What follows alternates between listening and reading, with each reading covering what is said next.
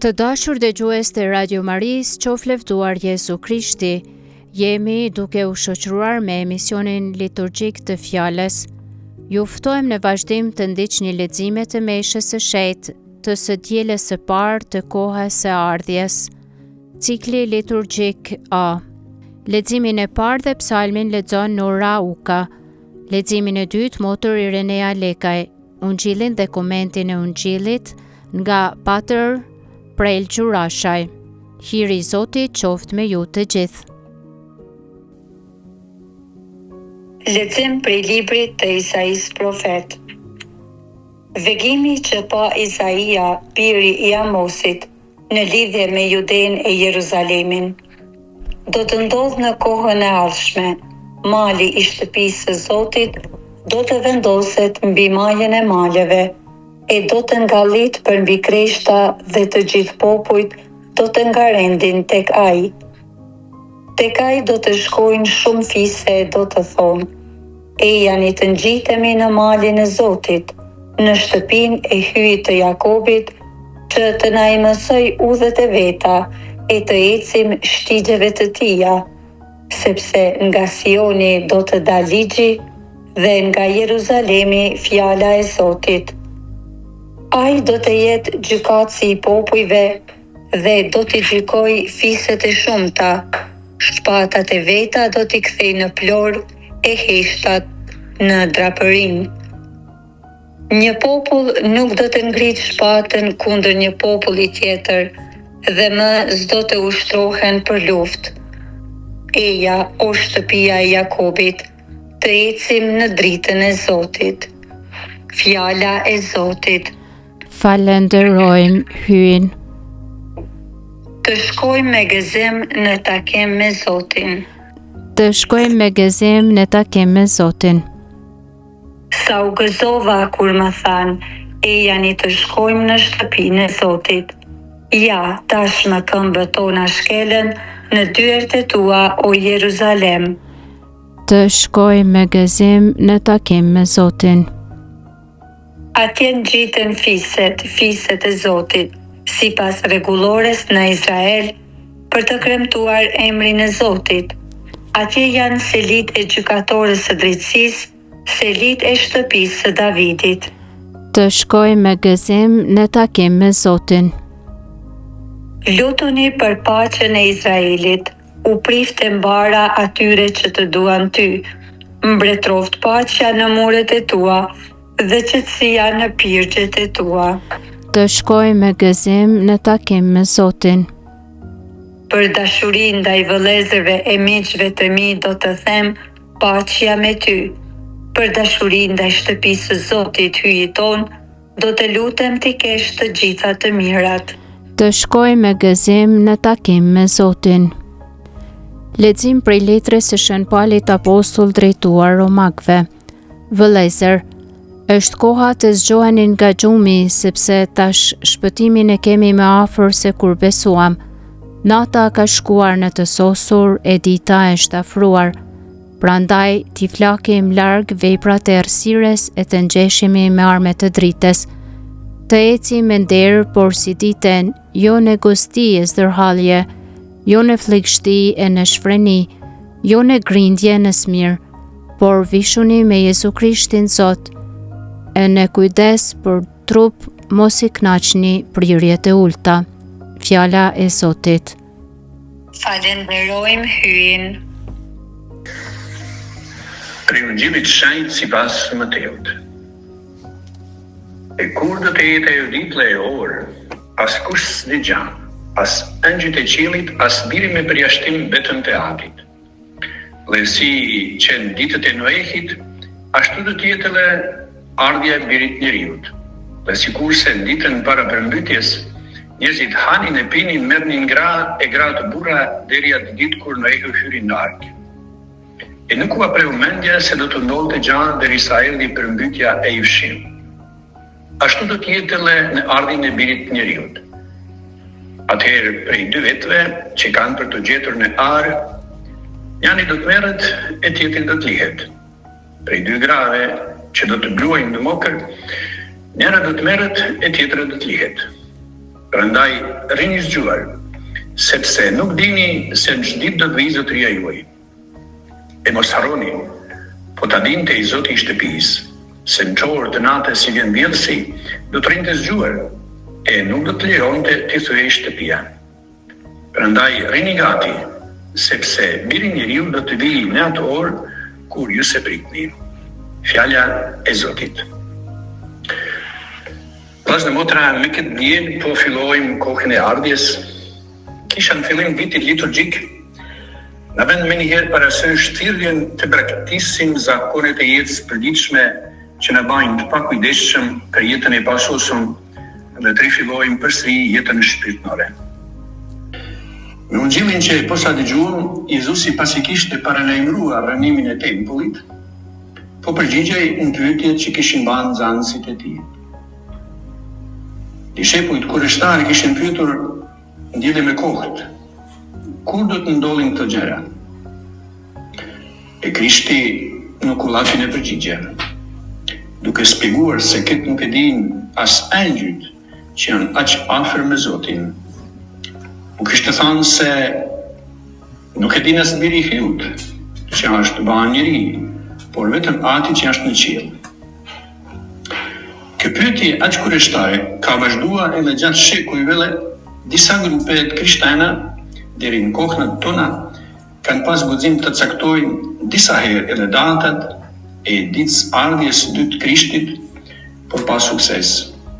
Sepse fjalët e Jezusit se askush nuk e din, mbetën të vërteta për ne, dhe gjithashtu mbetet e rëndësishme se është më mirë mos ta dimë.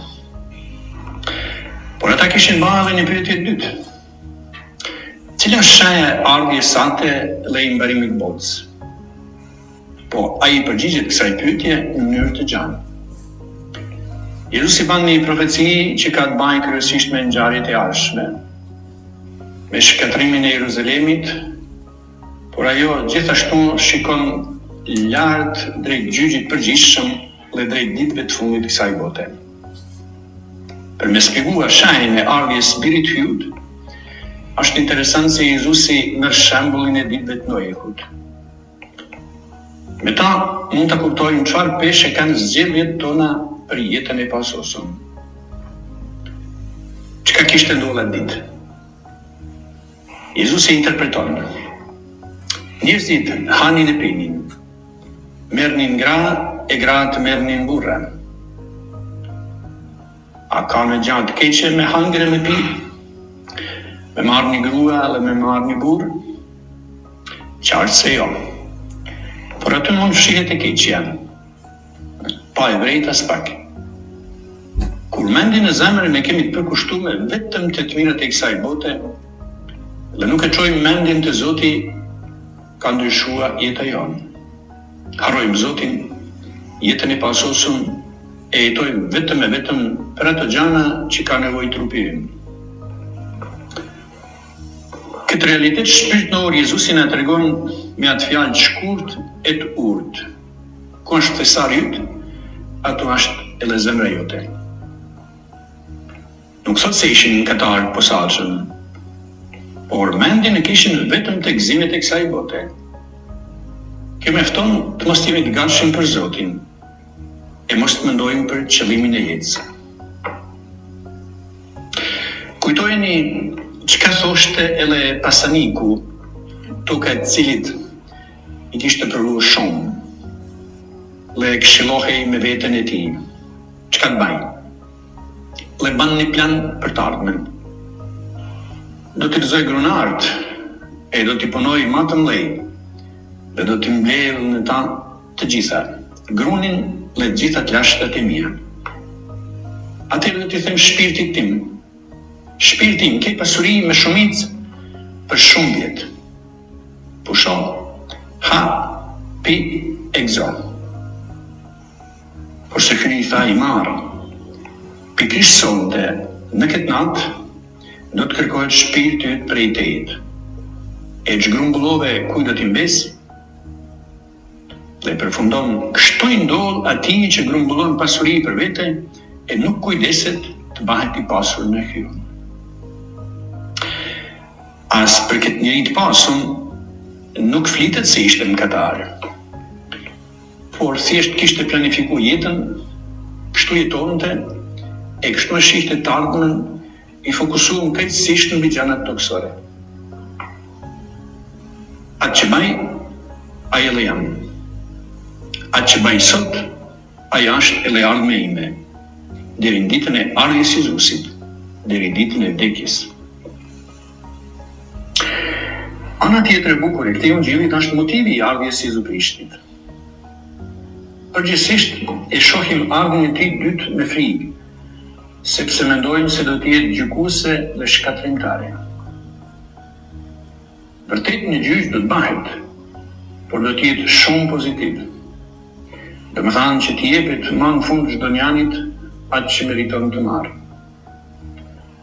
Vërtet se edhe qielli e toka me elementet e saj do shkatrohen, por vetëm sepse e ka kryer funksionin e vet të përkohshëm dhe nuk e ka atë të përjetshëm. Kështu pohon apostulli Pietri.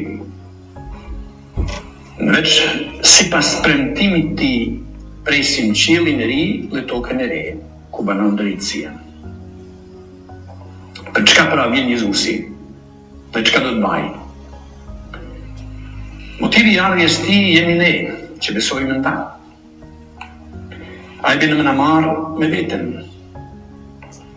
Darkën e fundit ju premtonte nxënësve. Mos t'ju shqetësohet zemra. Do të bëjë përsëri dhe do të gëzoheni. Nuk i kërcënon, por ju premton takimin e sigurt me ta. Ungjilli në vazhdim thot: atëherë prej 2 vetëve që kanë për të gjetur në ar, njëri do të merret e tjetri do të lihet. Do të merret ai që është gati. Dhe vazhdon me të njëjtin kuptim. Prej 2 grave që do të blujnë në mokër, njëra do të merret e tjetra do të lihet. Ky tjetri që do të lihet mbetet në interesat legëzimit të tij toksore, që kanë marrë pushtet mbi ta gjatë përkushtimit të plot në kënaqësitë e jetës. Nuk është gati për mbretërinë e Zotit. Këtë kuptim ka edhe shëmbulltyra e 10 vizhrave, ku thuhet se 5 prej tyre ishin marroqe e 5 turta. Kur erdhi Jezusi si landër, e duke i se erdhi me vonesë, ato që ishin gati, hynë bashkë me të ndasën dhe mbyll dera, kurse 5 tjera mbetën jashtë. Pra, 5 u morën e 5 tjera u lanë. Ditën e Zotit mund të jetojmë në 2 mënyra. Duke kërkuar me shtynë sa më shumë që të mos tjetë një ditë që ka punë me ne, dhe duke dëshiruar që të vijë sa më parë. Tek krishterët e parë, dikush nuk donte të vijë kjo ditë. Tjerë pyesnin me paduresë, pse nuk erdhi Jezusi sipas premtimeve. Shën tjetri, besimtarët që e prisnin ditën e Zotit, i sqaronte me fjalë të fesë. Ajo ditë nuk është një datë fikse, edhe mund të ndryshojë, mund të vijë më parë, por edhe mund shtyhet. Ai shkruan: sa njerëz të mirë duhet të jeni ju të gjithë me jetë të shenjtë, me përshpirtëri, ju që e prisni dhe e shpejtoni ditën e ardhjes së Hyut. Domethënë, një jetë në Zotin e virtytshme dhe shpirtërore e përshpejton takimin e madh me Jezusin. Në fund, duhet të themi, është vetë njeriu ai që e mban dorë shpëtimin ose bjerrin e tij. Kjo është arsyeja pse, siç ndodh shpesh në Ungjil, edhe kjo pjesë e Ungjillit përfundon me një thirrje që të rrim gati dhe të jemi të kujdesshëm. Amen.